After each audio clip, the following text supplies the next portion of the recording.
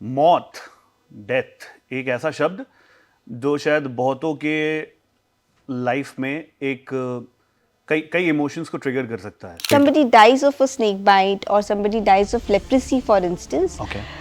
Then these bodies are not cremated in open fire cremation. They're not offered to fire. तो Parsi community में बहुत interesting है. उसमें आप टावर ऑफ साइलेंस, एक बड़ा सा टावर होता है, उस पे एक सर्कुलर स्ट्रक्चर होता है, एक ढांचे जैसा है. तो वहाँ पे बॉडी को रख दिया जाता है बिना कपड़ों के. और वहाँ पे उसको गिद्दे, वल्चर्स और क्रोज जो है वो डेवर करते हैं. आघोर का मतलब होता है नॉट सो टेरिबल, अगर आप उसको इंग्लिश में ट्रांसलेट करेंगे. लेकिन डुअलिटी नहीं है आघोरी ट्रेडिशन में. हम अपने जो शिव भगवान हैं उनको भी आघोर बोलते हैं. हाँ. क्योंकि वो डुअलिटी नहीं देखते थे. रुदाली जो ट्रेडिशन था, जो राजपूत समाज मानते हैं हम, उसमें मोर्निंग जो है, मेल तो वैसे ही चिल्ला के या रोके मोर्निंग नहीं कर सकते हैं, अपना दुख प्रकट नहीं कर सकते हैं. Another aspect is a class dimension. Even women were not allowed to come and mourn in the open. So then Rudalis were hired, or they came. They were the women who were working with the Thakurs, and they came and they mourned at their death. तो kinnar community ही बिल्कुल अलग है. Specially किन्नर्स में जो हिजड़ा community जिसको हम बोलते हैं, उनके सबके लास्ट राइट्स और रिचुअल्स जो है किन्नर कम्युनिटी के बिल्कुल अलग है. क्योंकि उनके बाकी रिचुअल्स भी बिल्कुल अलग है. निर्वाण है, जैसे मोस्टली बोला जाता है कि दफनाते हैं. अब वो दफनाते इसलिए हैं क्योंकि वो उससे रिलेट करते हैं दफनाने से, या इसलिए क्योंकि जलाने को उनको परमिशन नहीं है. लेकिन अभी कुछ समय पहले किन्नर अखाड़ा एक ग्रुप है जिन्होंने एक सामूहिक पिंडदान किया वाराणसी में. मुझे जो सबसे अहम बात लगती है कि जो भी कम्युनिटी है, भले ही वो हिंदू हैं, भले ही वो मुसलमान हैं, भले ही वो सिख हैं, और भले ही वो किन्नर कम्युनिटी के हैं, हर किसी को अपने विश्वास के हिसाब से मुझे लगता है परमिशन होनी चाहिए कि वो जैसे करना चाहते हैं. अगर एक किन्नर है लेकिन वो हिंदू समाज के हिसाब से जाना चाहता है, तो उसको परमिशन देना चाहिए, मिलनी चाहिए.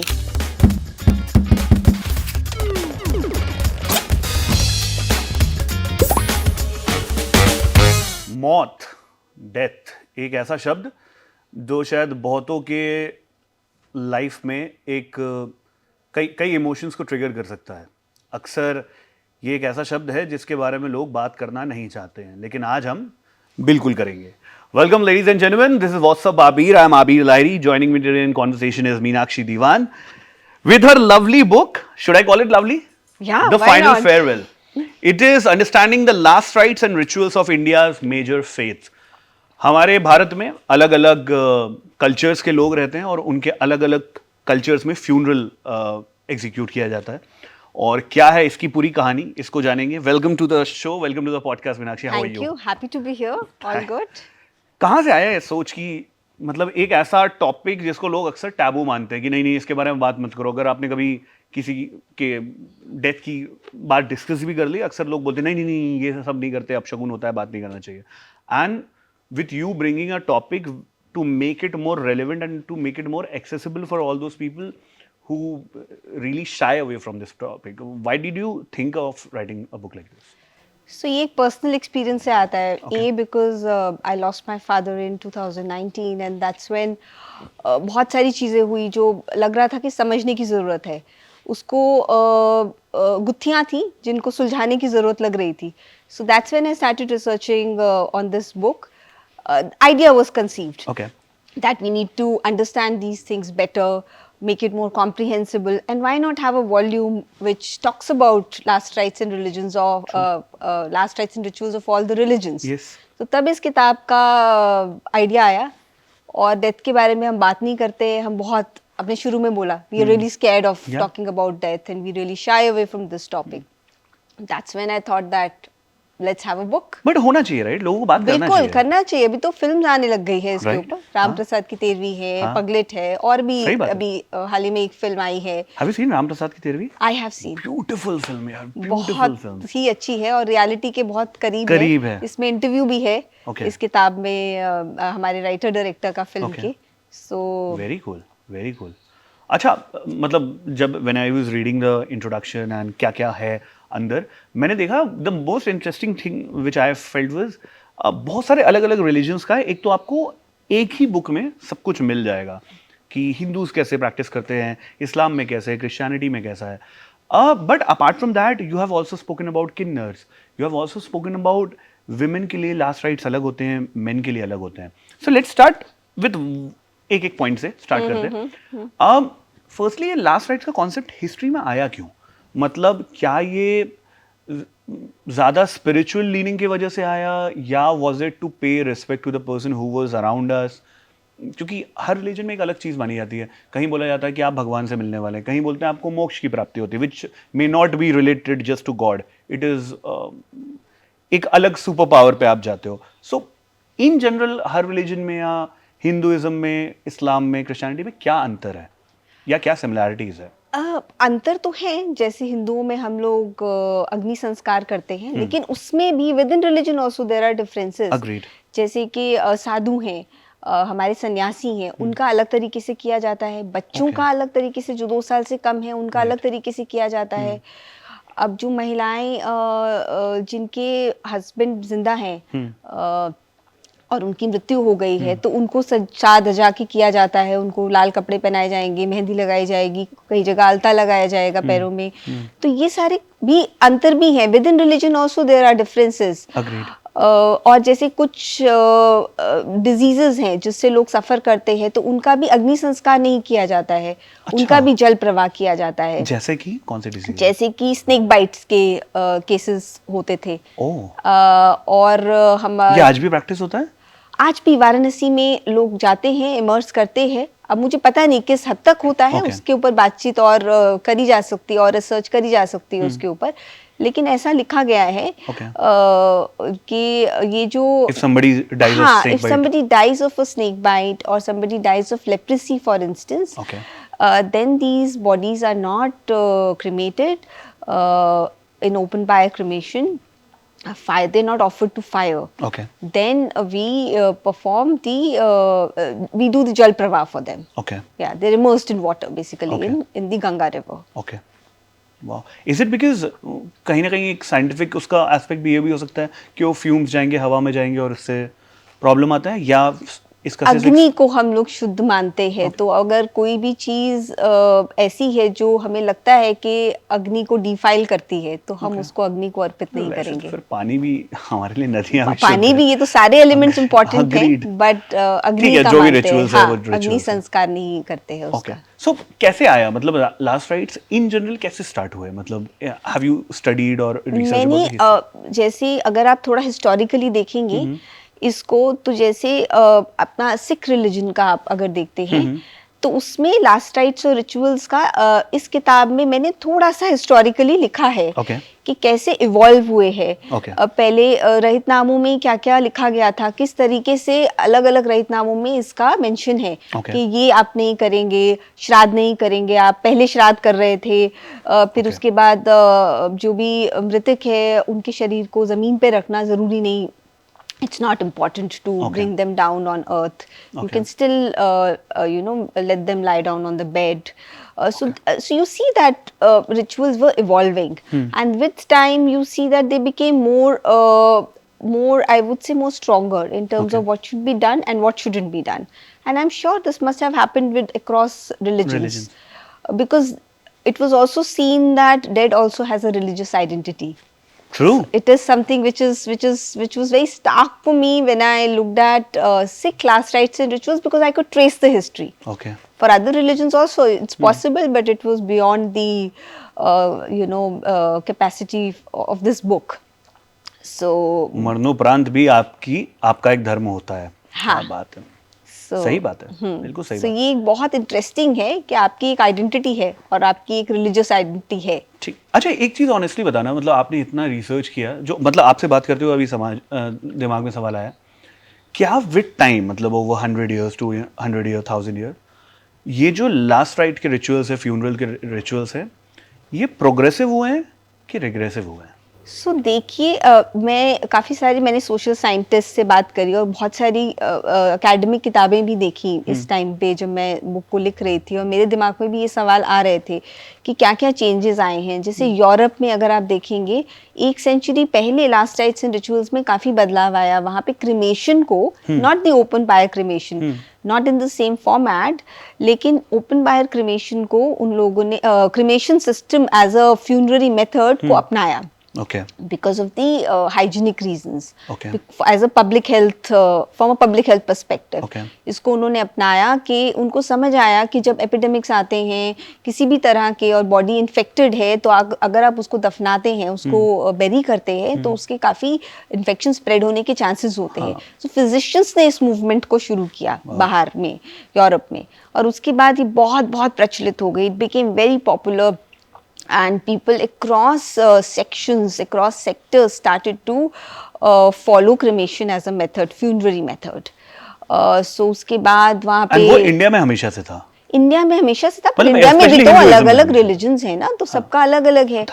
लेकिन अभी वर्ल्ड ओवर आप देखेंगे क्रिमेशन जो है इवन अमेरिका में काफी पॉपुलर हो गया है, क्योंकि जगह की बहुत किल्लत है, बहुत महंगा हो गया है हमको बेरी करना। और वहाँ तो आपको शायद ग्रेवयार्ड्स बुक कराने पड़ते हैं पहले से। वही मैं कह रही हूँ कि You have to it's buy an the land. Expensive proposition, तो इसलिए लोग अभी ऑप्ट कर रहे हैं क्रिमेशन को। और वैसे भी सैनिटरी है मेथड, आप इंसरेटर्स यूज करते हैं उसके लिए। So fundamentally there are two types of cremation, एक जो ओपन फायर में होता है और मतलब जो जिसमें बर्निंग होता है, और एक दफनाना होता है। इसके अलावा भी कुछ होता है? हाँ, जैसे कि अपना पारसीज का है जो कि टावर ऑफ साइलेंस है, लेकिन स्काई बेरियल्स बोलते हैं इसको मेथड को, जो कि बुद्धिस्ट कम्युनिटीज में भी फॉलो होता है। जैसे कि तिब्बत में होता है, और भी बुद्धिस्ट कम्युनिटीज इसको फॉलो करती हैं, लेकिन वो माउंटेन टॉप पे छोड़ा जाता है वहाँ पे। बट पारसीज में, हाँ, वल्चर्स या क्रोज जो भी बर्ड्स हैं वो उसको डेवर करते हैं। तरीका वही है, लेकिन टावर ऑफ साइलेंस जो है वो बहुत यूनिक है, पारसी कम्युनिटी में ही है वो सिर्फ। Okay, for all those people जिनको नहीं पता टावर ऑफ साइलेंस क्या होता है, या पारसी में कैसे, पारसी कम्युनिटी में कैसे फ्यूनरल्स एग्जीक्यूट होता है, वो आप प्लीज थोड़ा सा एक्सप्लेन कर दीजिए। तो पारसी कम्युनिटी में बहुत इंटरेस्टिंग है, उसमें आप टावर ऑफ साइलेंस, एक बड़ा सा टावर होता है, उस पे एक सर्कुलर स्ट्रक्चर होता है, एक ढांचे जैसा है, कुएं जैसा, कुआं नहीं बोलेंगे, जैसे एक टावर है, उसके ऊपर एक सर्कुलर स्ट्रक्चर जैसा है, ठीक है, और उसमें 3 कॉन्सेंट्रिक रिंग्स जैसे है। तो उसमें भी बच्चों को कहाँ रखा जाएगा, लेडीज को कहाँ रखा जाएगा, और पुरुषों को कहाँ रखा जाएगा, वो भी निर्धारित रहता है उस सर्कल्स में। तो वहाँ पे बॉडी को रख दिया जाता है बिना कपड़ों के, और वहाँ पे उसको गिद्दे, वल्चर्स और क्रोज जो है वो डेवर करते हैं। ये उनका ट्रेडिशनल ज़ोरास्ट्रिज्म में मेथड है। और बॉडी को एक पॉइंट के बाद जो है सिर्फ एक डेजिग्नेटेड पर्सन जो है वही हैंडल करता है, बिकॉज ऐसा मानते हैं कि बॉडी एक पॉइंट के बाद प्योर नहीं रहती है, इम्प्योर हो जाती है, वो बाकी एलिमेंट्स को भी इम्प्योर कर सकती है, और जो ह्यूमंस उसको टच करेंगे वो भी इम्प्योर हो जाएंगे। तो जो लोग उसको हैंडल करते हैं उनको भी एक तरीके के रिचुअल्स करने पड़ते हैं बाद में अपने आप को वापस प्योर स्टेट में लाने के लिए। नाहन बोलते हैं उस प्रक्रिया को, वो करना पड़ता है उसके बाद। तो वो सारा कोई फैमिली मेंबर करता है? नहीं, फैमिली मेंबर नहीं करते हैं उसको। पॉल बेरर्स होते हैं, नाससलार बोलते हैं उसको, वो हैंडल करते हैं उसको, बॉडी को एक पॉइंट के बाद। एक पॉइंट तक तो फैमिली मेंबर्स। कितने दिन तक का इनका फ्यूनरल प्रोसेस होता है? एक ही दिन। अच्छा, मतलब वो एक ही दिन में ही बॉडी, जो भी क्रोज और वल्चर्स हैं, एक क्रॉस रख देते हैं उसको। उसके बाद जो समय लगता है उसको डिकम्पोज होने में, फिर वो बाद में जब वो सन में भी ब्लेंच हो जाती हैं, उसके बाद उसका एक अलग प्रोसेस होता है, उसको इकट्ठा किया जाता है बोन्स को, और फिर उसको एक तरीके से, अलग तरीके से उसको एक वेल में बेरी किया जाता है। उसका भी एक अलग तरीका है, प्रोसेस है पूरा।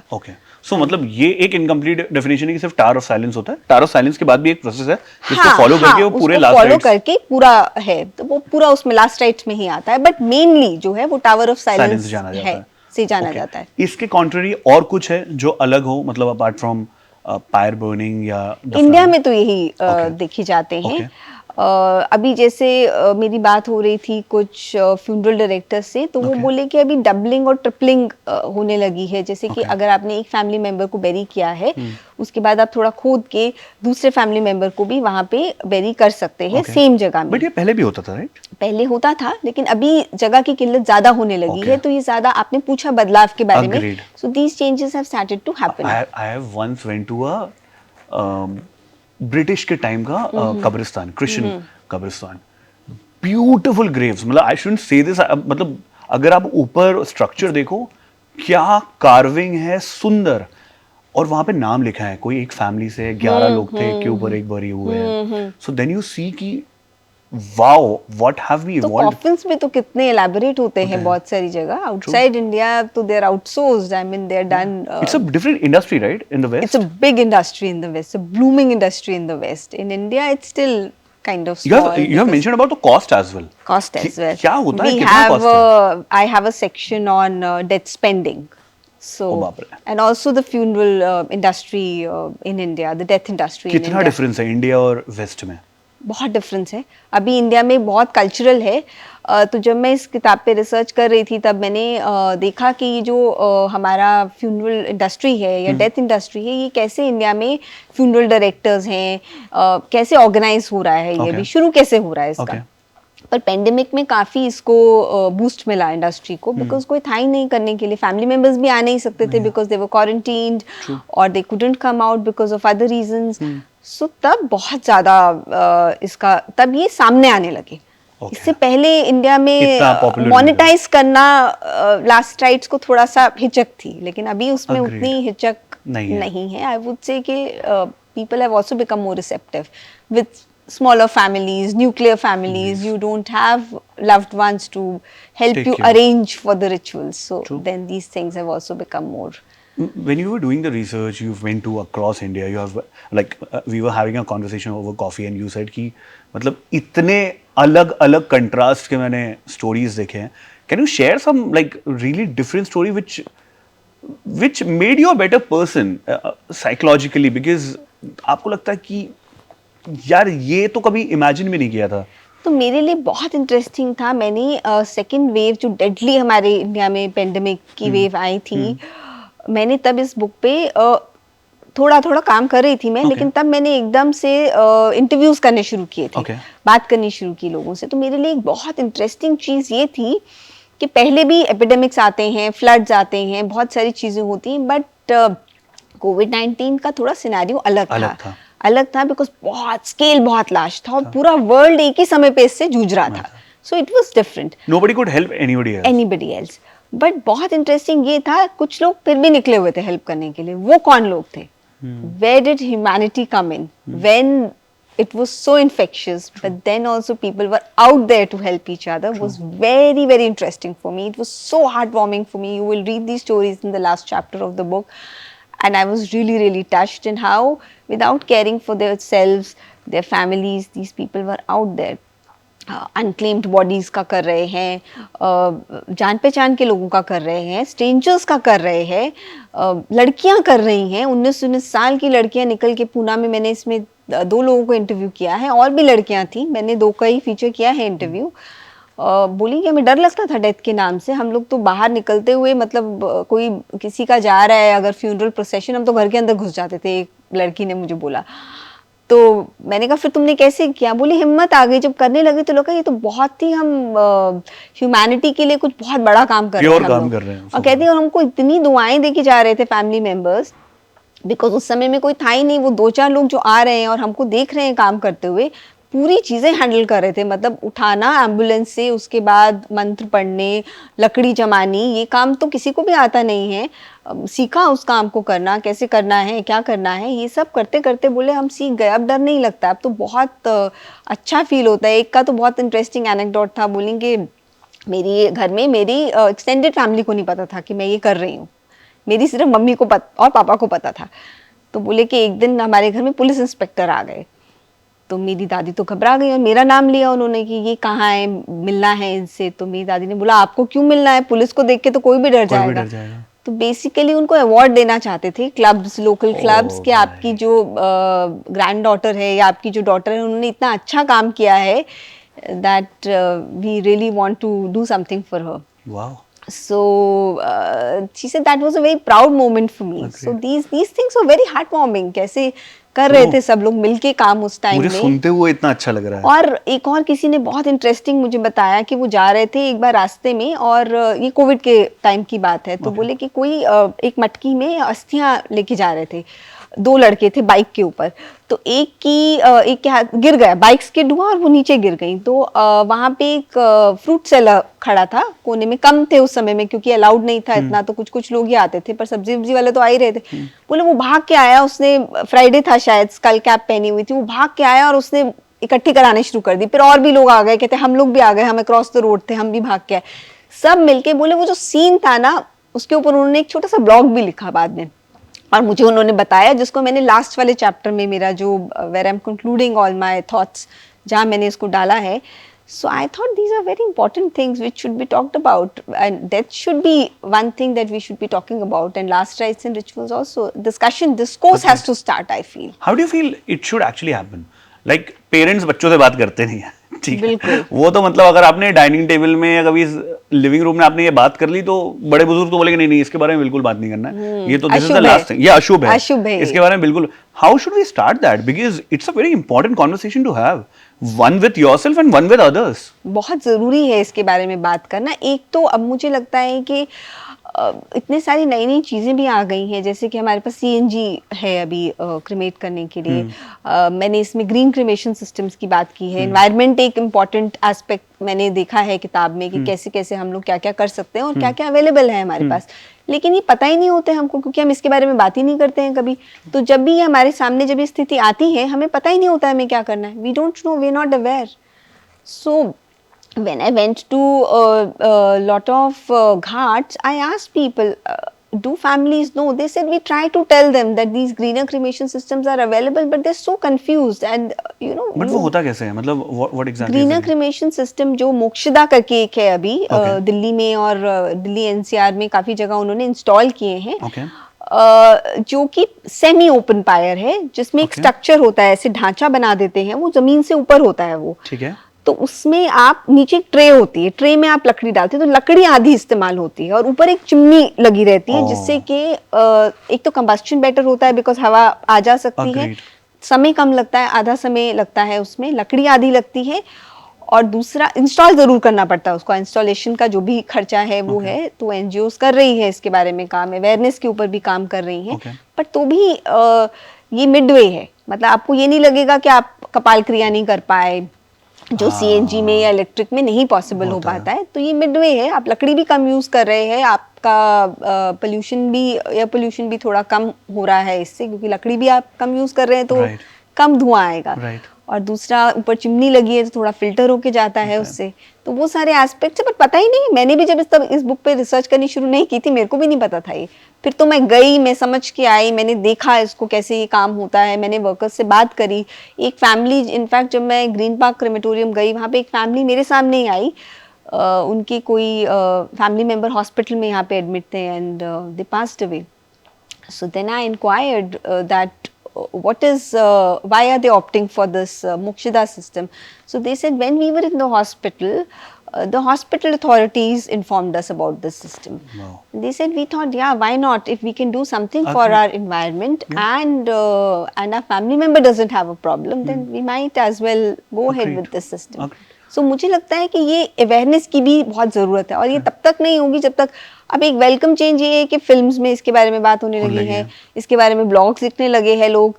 अब आप मेरी किताब को देख लीजिए, लोग इंटरेस्ट ले रहे हैं, इसका मतलब कहीं क्यूरियोसिटी तो है लोगों में जो दबी हुई है. तो अगर हम बात शुरू करेंगे, कहीं ना कहीं से बात शुरू होगी. अब फिल्म्स में आ गई, फिल्म्स तो एक पॉपुलर मीडियम है बात करने का इन चीजों के बारे में, तो एक शुरुआत तो हो जाएगी वहां. सही बात है, बिल्कुल सही बात है. और मुझे लगता है एक, मतलब जब हम बात भी कर रहे थे, आई वाज सेइंग कि पेरेंट्स को बच्चों से करनी चाहिए, बच्चों को पेरेंट्स से करनी चाहिए.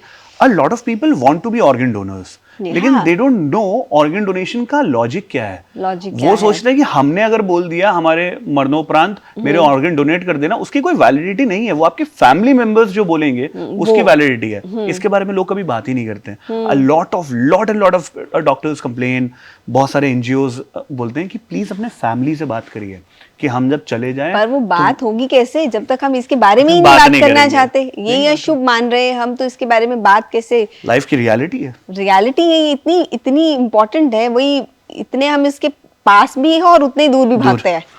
So true, so true, so true. अच्छा, you were in Banaras. Banaras is also popular for Aghoris. How are their rituals? वो बहुत ज्यादा associated माने जाते तो हैं। मैंने अघोरी लास्ट राइट्स इन रिचुअल्स पे नहीं स्टडी किया है, Okay. लेकिन मैंने जरूर, मैं जब डार्क टूरिज्म या डेथ टूरिज्म देख रही थी वाराणसी में, क्योंकि जब मैं रिसर्च कर रही थी किताब के ऊपर, तो मेरे सामने एक स्कॉलरली आर्टिकल आया इसके ऊपर, डार्क टूरिज्म के ऊपर। Dark tourism, okay. Dark tourism. अब Interesting मुझे name. बहुत इंट्रिग किया, तो मैंने इस पे और रिसर्च करनी शुरू करी। फिर मैंने देखा कि उन्होंने किन किन, तो उन्होंने बोला कि कुछ वॉक्स ऑर्गेनाइज करते हैं इसके ऊपर वाराणसी में,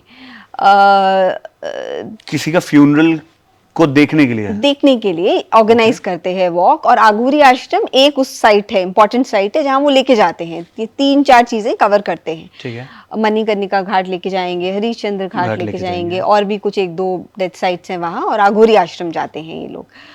तो मैंने ये वॉक लिया। ओके। बहुत सारे हैं, मैंने एक का वॉक लिया, और टू अंडरस्टैंड कि प्रोसेस क्या है, कैसे करते हैं।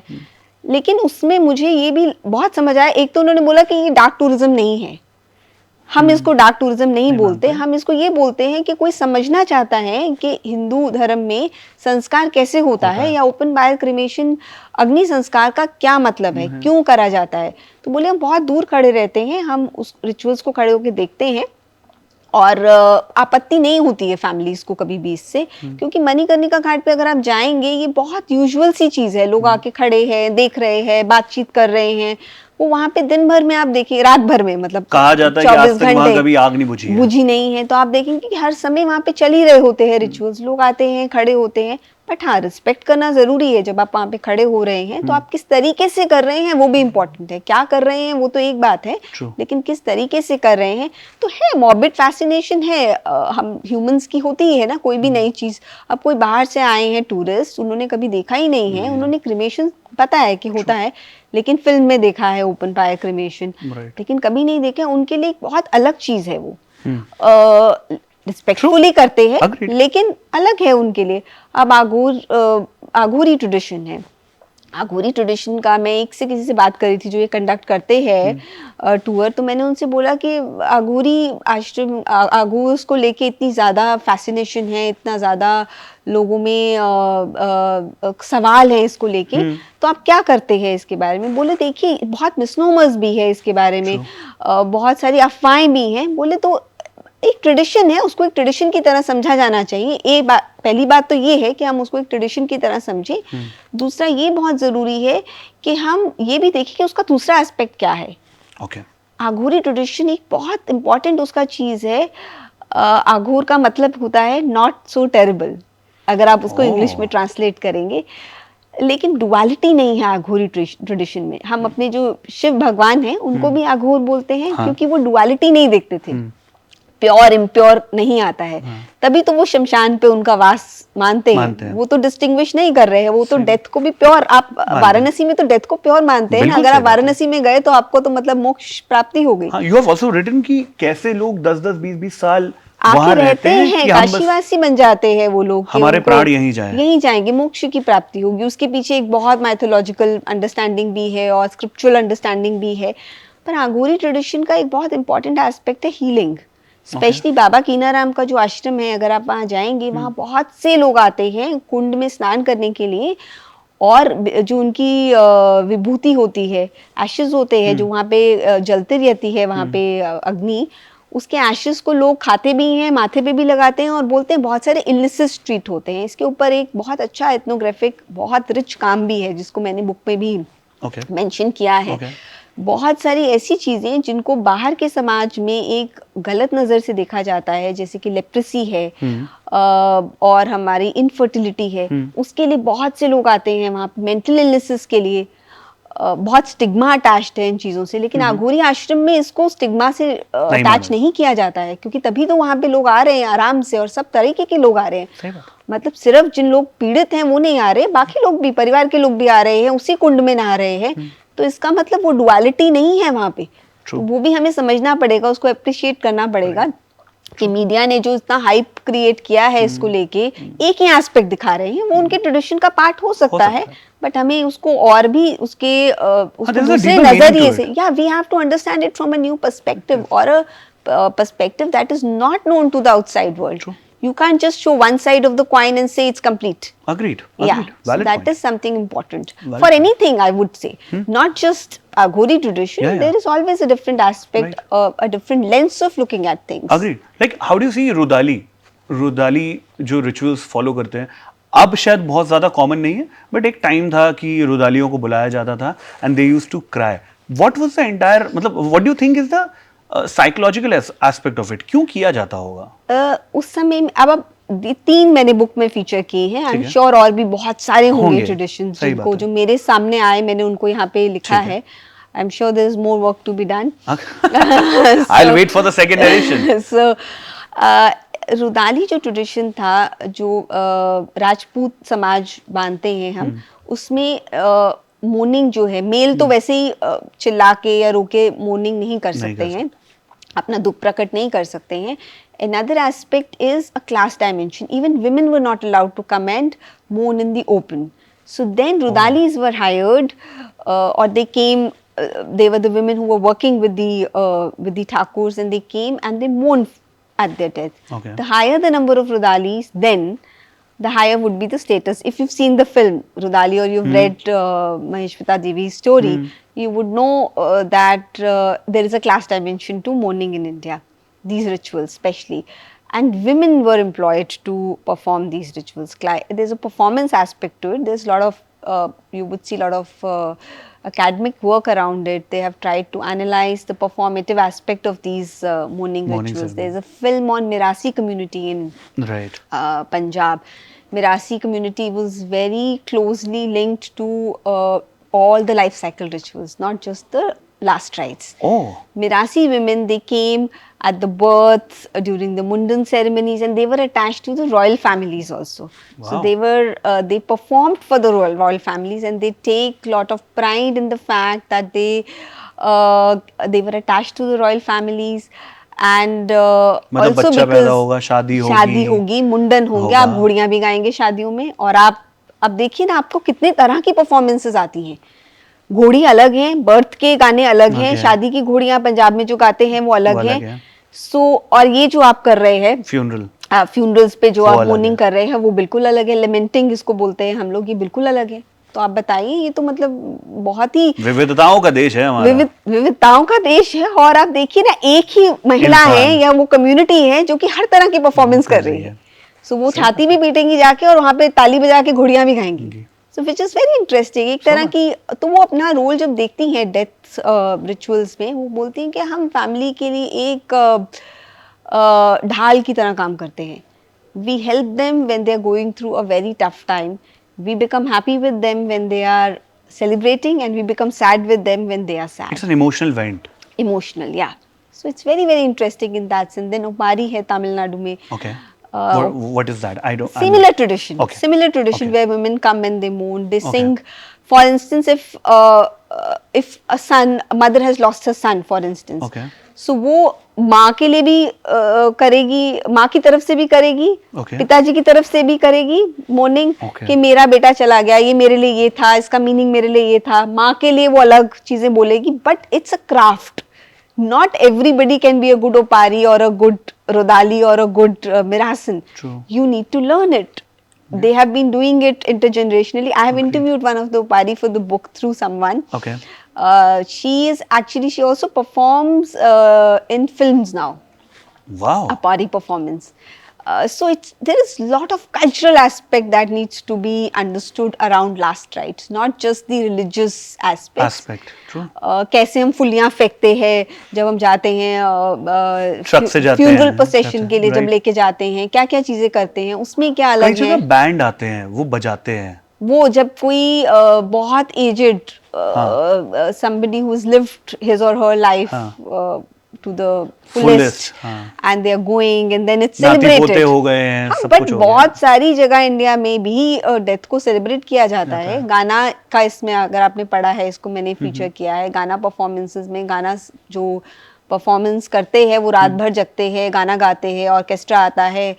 अभी इसका बैंड बन गया है कास्टलेस कलेक्टिव, जो कि हर जगह जाके परफॉर्म करते हैं। पॉलिटिकल पार्टीज के जब प्रोसेशंस होते हैं वहां भी गाना परफॉर्मर्स जा रहे हैं, but originally it was attached to last rites they performed. So there is a particular kind of singing, the drums that they use, the songs that they sing is very very different. मैंने सुना है, I don't know ये सही है गलत है, अगर आपको पता हो तो प्लीज बताइए, कि उल्टा ढोल बजता है, ऐसा कुछ होता है। मैंने देखा नहीं है, बट बहुत चीजें उल्टी होती हैं जब। हाँ, ये मैंने सुना है कि उल्टा ढोल बजता है। आई डोंट नो ढोल या जो भी इंस्ट्रूमेंट बजता है वो उल्टा बजता है। I don't know what does that mean. But instrument भी अलग होते हैं, जो मैंने समझा है वो ढोल भी अलग होते हैं, अलग तरीके से बनाए जाते हैं, लोकली बनाए जाते हैं। अब खैर ऑफ कोर्स वेरिएशंस हो गए होंगे, बट ओरिजिनली जो है ये अलग था। गाने भी अलग गाए जाते हैं, उसका म्यूजिक भी अलग होता है। बट डेथ को देखो, डेथ के साथ सेलिब्रेशन भी जुड़ी है। अग्रीड। गिनी चुनी कम्युनिटीज में है, या शायद और में भी होगी जो हमको पता नहीं है। सही बात है। अच्छा, you have also written about kinnars. क्या अलग होता है? How are their last rites performed? तो किन्नर कम्युनिटी ही बिल्कुल अलग है। स्पेशली किन्नर्स में जो हिजड़ा कम्युनिटी जिसको हम बोलते हैं, उनके सबके लास्ट राइट्स और रिचुअल्स जो है किन्नर कम्युनिटी के बिल्कुल अलग है, क्योंकि उनके बाकी रिचुअल्स भी बिल्कुल अलग है। निर्वाण है जैसे, उनके निर्वाण के बारे में आप पढ़िएगा, वो लास्ट राइट से रिलेटेड नहीं है।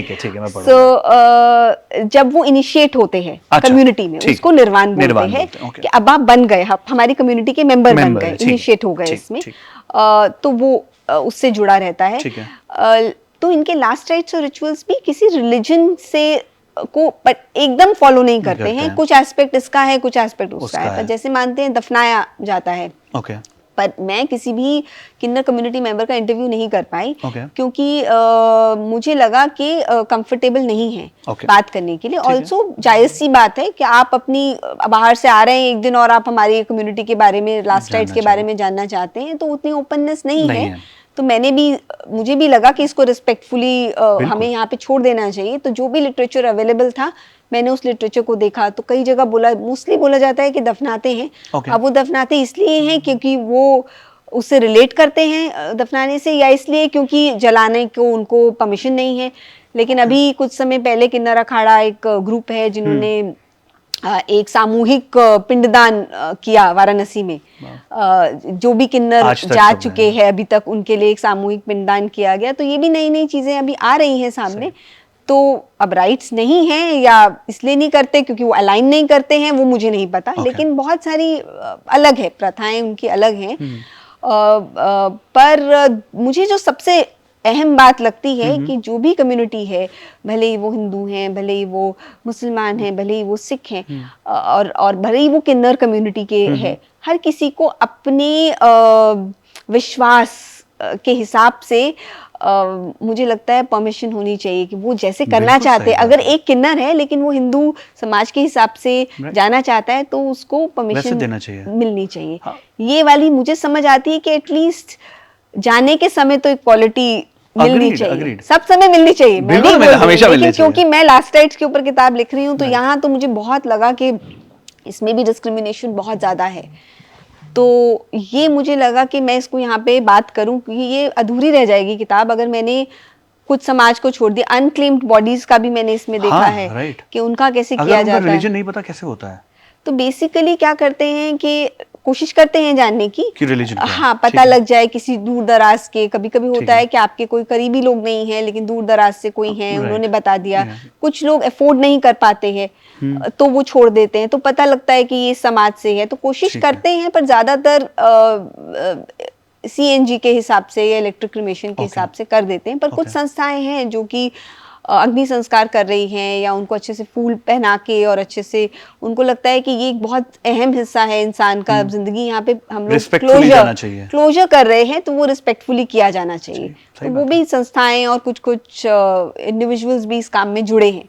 तो वो भी काफी मेरे लिए हार्टनिंग था समझना कि आप उनसे रिलेटेड भी नहीं है, लेकिन तो भी आप उनके लिए काम कर रहे हैं, और वो तो चले गए हैं, देखने के लिए भी नहीं। सही बात है। वो तो और भी बड़ी बात है। काफी नेक काम है, काफी नेक काम है। मेरा लास्ट नहीं but towards the end of this podcast मैं जानना चाहूंगा, आपने एक चैप्टर डेडिकेट किया है महिलाओं के ऊपर कि कैसे उनके रिचुअल्स अलग होते हैं पुरुषों से। क्या उसमें इक्वालिटी है या बहुत ज्यादा डिफरेंस है? तो मैंने ये नहीं लिखा है इसमें कि महिलाओं के रिचुअल्स अलग कैसे होते हैं। ये चैप्टर है women performing the last rights कि Okay. विमेन का रोल कहाँ आता है। वो मेरा हर चैप्टर में भी है कि कहाँ पे रोल आता है। लेकिन मैंने क्योंकि मैंने नोटिस किया कि हिंदू समाज में और सिख समाज में महिलाएं आगे आ रही हैं लास्ट राइट्स परफॉर्म करने के लिए, क्योंकि मैंने अपने पिताजी का अंतिम संस्कार पूरा किया था as a Okay. Chief mourner. I performed all the last rites and rituals, Okay. even immersed his ashes, did his agni sanskar. So I was very curious कि बाकी महिलाएं भी सामने आ रही हैं क्या, कुछ और भी हैं मेरे जैसे लोग जो आ रहे हैं, क्या इस पे रोका जा रहा है या नहीं रोका जा रहा है पंडितों से? या पहले से ही? पहले से ही था। मैंने तो कोविड से पहले ही I lost my father, so I started talking. तब पता लगा कि ये हाँ there are class differences, regional differences, but I thought कि इम्पॉर्टेंट है कि हम डॉक्यूमेंट करें कि चेंजेस छोटे छोटे भी अगर हो रहे हैं तो क्या चेंजेस हो रहे हैं। तो वो नज़रिए से मैंने ये देखने की कोशिश करी। बाकी आप हर सेक्शन में देखेंगे कि विमेन का रोल कहाँ क्या आता है, कहाँ पे आप नहला सकते हैं, कहाँ पे आप तैयार करते हैं शव को, कहाँ क्या किसका रोल है। मेल भी बहुत डिफाइंड है रूल्स हमारे, पर यहाँ पे अब आप देखिए थोड़ा ट्विस्ट हुआ है, तो मुझे लगा कि इसको हम समझें। तो मैंने एक फेसबुक पोस्ट लिखा, इसके हर चैप्टर के पीछे एक कहानी है, there is a back story. ठीक है। तो मैंने एक फेसबुक पोस्ट लिखा कि भाई कुछ लोग ऐसे हैं, बहुत ही ये एक सेंटिमेंटल चीज होती है, इमोशनल चीज है ये, और बहुत ही पर्सनल है। लेकिन मैंने लिखा कि अगर किसी को भी लगता है कि वो शेयर करना चाहेंगे, बिकॉज फेसबुक पे बहुत सारे फ्रेंड्स भी होते हैं आपको जिनको आपको नहीं पता है कि उन्होंने ऐसा किया है या, तो मैंने डाला तो सरप्राइजिंगली बहुत सारे लोगों ने मुझे मैसेजेस किए कि हमें शेयर करनी है स्टोरी। कुछ लोगों ने ऐसे ही शेयर की, बोला बुक में मत डालिएगा, कुछ लोगों ने बोला कि डालिए बुक में। तो 5-6 इसमें मैंने स्टोरीज फीचर किए हैं जिन लोगों के, including my experience of doing my father's last rites. So छोटे छोटे चेंजेस हैं जिसके बारे में हम बात करें। जेंडर एक इम्पॉर्टेंट एस्पेक्ट है, कल्चर एक इम्पॉर्टेंट एस्पेक्ट है, एज एक बहुत एज इम्पॉर्टेंट एस्पेक्ट है। सो चेंजेस क्या आ रहे हैं, छोटे छोटे भी आ रहे हैं तो क्या आ रहे हैं, अगर लोग सीएनजी यूज कर रहे हैं अभी तो क्यों कर रहे हैं, क्या धारणा है उसके पीछे। तो ये सारी चीजें हैं डॉक्यूमेंट करने के लिए, ताकि आगे की भी कुछ रिसर्च इस काम पे हो पाए, सीरियस रिसर्च भी हो पाए, पॉपुलर किताब भी आ पाए, ताकि हम इसको मेन स्ट्रीम कर पाए इस कॉन्वर्सेशन को। बिल्कुल। ऑन दैट नोट बहुत बहुत शुक्रिया अपने लाइफ के बहुत सारे स्टोरीज हमसे शेयर करने के लिए, आपकी रिसर्च की बहुत सारी स्टोरीज हमसे शेयर करने के लिए, एंड एक उस इम्पॉर्टेंट टॉपिक पे बात करने के लिए जिससे पूरी दुनिया शायद बात करने में डरती है। दैट वाज मीनाक्षी देवान ऑन व्हाट्सएप आबिर। बहुत बहुत बहुत बहुत शुक्रिया। Thank you so much for having me here. And for all those people who really want to know what exactly are the stories, this is the book, The Final Farewell, Understanding the Last Rites and Rituals of India's Major Faiths by Meenakshi Devan. बहुत बहुत शुक्रिया। Thank you. Thank you for having me here.